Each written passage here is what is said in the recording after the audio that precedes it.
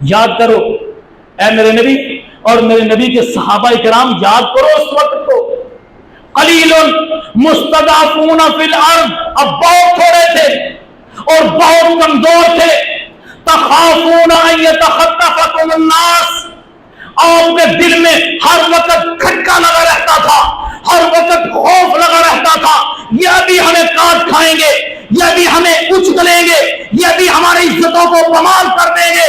اللہ اکبر، اللہ کی قسم ذرا کمپیریزن تو کریں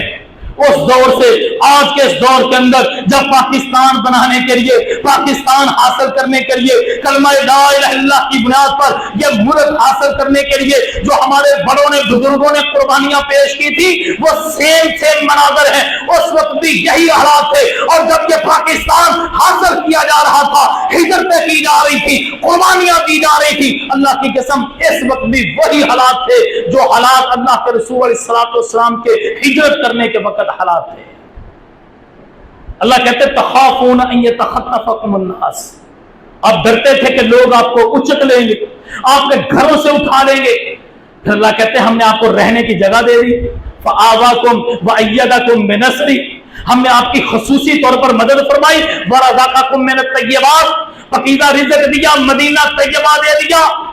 اسلام کو پریکٹیکل لائف کے اندر اپنانے کے لیے، اس اسلام کو عملی طور پر اپنے جسم کا، اپنے جسم و جان کا حصہ بنانے کے لیے، اس اسلام کے ایک ایک پہلو کے اوپر عمل کرنے کے لیے، بطور پریکٹس کرنے کے لیے، میں نے آپ کو خوبصورت علاقہ مدینہ المنورہ، مدینہ الطیبہ آپ کو عطا فرمایا، لعلکم تشکرون۔ یہ میں نے سارا پروگرام اس لیے بنایا تاکہ تم رب کے شکر گزار بنو۔ اللہ کی قسم میرے رب نے، آج میں یہ کہہ سکتا ہوں جامعہ مسجد باب الاسلام کے اس منبر و محراب پہ کھڑے ہو کے، میرے رب نے ہمیں ہندوستان سے نکالا، انگریز کی غلامی سے نکالا، ہمیں پاکستان کی طرف ہجرت کرنے کے لیے مجبور کیا، کیونکہ وہاں پر ہماری عزت محفوظ نہیں تھی، ہماری جان محفوظ نہیں تھی، سارے اسلام محفوظ نہیں تھا۔ دو قومی نظریے کی بنیاد پر اس ملک کا تصور محمد علی جناح قائد اعظم علامہ اقبال اور ان کی ٹیم کے دلوں کے اندر پیدا ہوا۔ اس کو عملی جامہ پہنانے کے لیے تحریکیں چلائی، لوگ نکلے، ملاقاتیں ہوئی برادریوں سے، خاندانوں سے، مسلمانوں سے، غیر مسلموں سے، اور ایک ماحول بنایا گیا، ایک نظریہ دیا گیا کہ پاکستان کا مطلب کیا؟ ہمیں پاکستان چاہیے، ہمیں ایک الگ ملک چاہیے۔ کچھ لوگوں نے کہا کہ بھائی اس کی کیا ضرورت ہے، یہ ہندوستان ہمارا ہے، ہم اس کو کیوں چھوڑیں؟ بولا چھوڑنے کو دل تو نہیں کرتا۔ یاد آ رہی پچھلی بات، نبی علیہ الصلوۃ والسلام نے بیت اللہ کے سامنے کھڑے ہو کر کیا کہا تھا؟ بیت اللہ تجھے چھوڑنے کو جی نہیں کرتا، پر مجبوری ہے، مجھے چھوڑنا پڑ رہا ہے، کیونکہ یہاں کے رہنے والے مجھے پوری طرح اسلام پر عمل کرنا، عمل پیرا ہونے کے لیے مجھے منع کر رہے ہیں، رکاوٹیں ڈال رہے ہیں، میرے صحابہ کرام پر آزمائشیں ڈالی جا رہی ہیں۔ میری آنکھوں کے سامنے مصعب بن عمیر کو اور اسی طرح خبیب بن عرط رضی اللہ تعالیٰ عنہ کو اور آل یاسر کو مکہ کے بازاروں میں، مکہ کے چوک چراہوں میں سریعان سوریوں کے پھندوں پہ لٹکایا جا رہا ہے۔ مجھے یہ سارے حالات برداشت نہیں ہو رہے، اس لیے مکہ میں تجھے چھوڑ رہا ہوں، انشاءاللہ واپس آؤں گا۔ اس وقت بھی محمد علی جناح گئے تھے، علامہ کے بعد یہ ساری ٹیم گئے تھے لوگوں کے پاس، جا کر کہا تھا ہمیں دو قومی نظریے کی بنیاد پر الگ ملک چاہیے، کیونکہ ہمارے رسم و رواج اور ہے، ان کے رسم و رواج اور ہے، ہماری تہذیب و تمدن اور ہے، ان کی تہذیب و تمدن اور ہے، ان کے کھانے پینے کے انداز اور ہے، ہمارے معاملات اور ہے، ان کی قربانی ذبح کا انداز اور ہے، ہمارا انداز اور ہے۔ ہم ایک اللہ کے سامنے جھکتے ہیں اور وہ کروڑوں خداؤں کے پجاری ہیں۔ قل یا ایھا الکافرون لا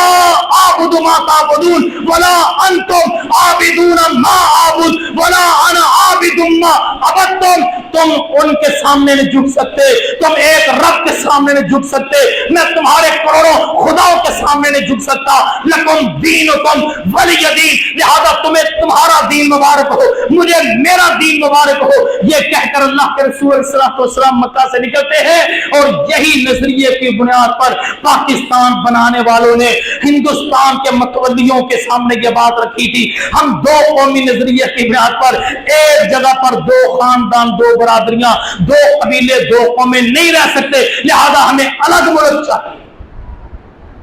फिर क्या हुआ? 5 फरवरी 1940 लाहौर मिंटो पार्क मीनार पाकिस्तान,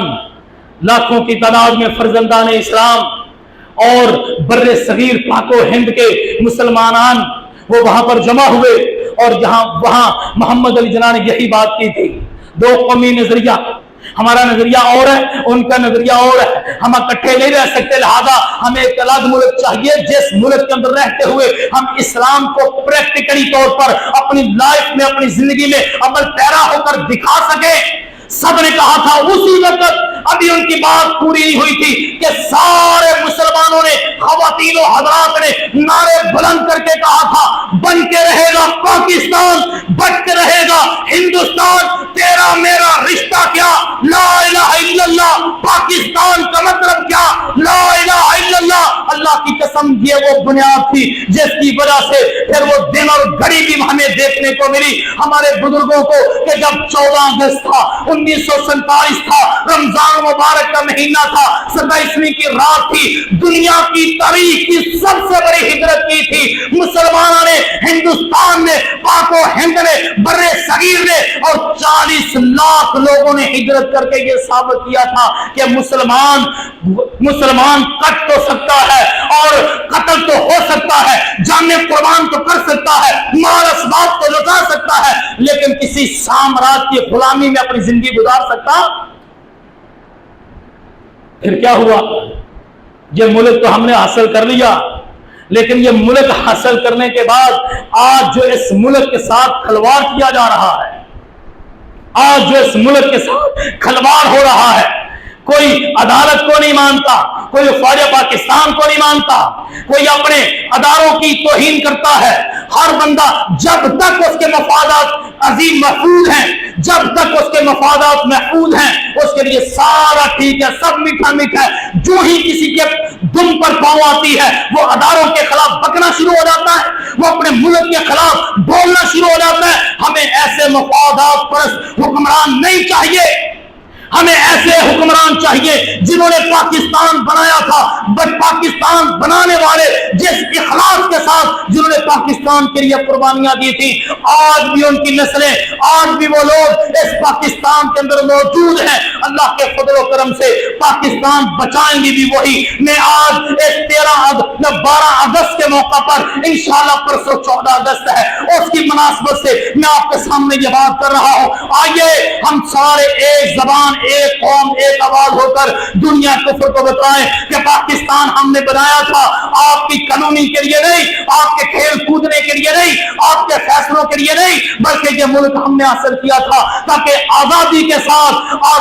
साथ आजाद मुल्क के अंदर रहते हुए आजाद कौम की हैसियत से हम आजादी से अपने इस्लाम, शायर इस्लाम के ऊपर आजादी के साथ 100% तरीके से अमल पैरा हो सके। इंशाअल्लाह यह मुल्क आगे बढ़ेगा। इसके ऊपर आजमाइश है, इस वक्त परेशानी है, हमने एक कौम बनकर इंशाअल्लाह 14 अगस्त के मौका पर तजदीद अहद करना है कि जिस कुर्बानियों के साथ यह मुल्क को हासिल किया था, इसी कुर्बानियों के साथ हम इंशाअल्लाह पाकिस्तान को बचाएंगे। पाकिस्तान जिंदाबाद। पाकिस्तान का मतलब क्या? ला इलाहा इल्लल्लाह। अक़ूलु क़ौली हाज़ा वस्तग़फ़िरुल्लाह ली व लकुम।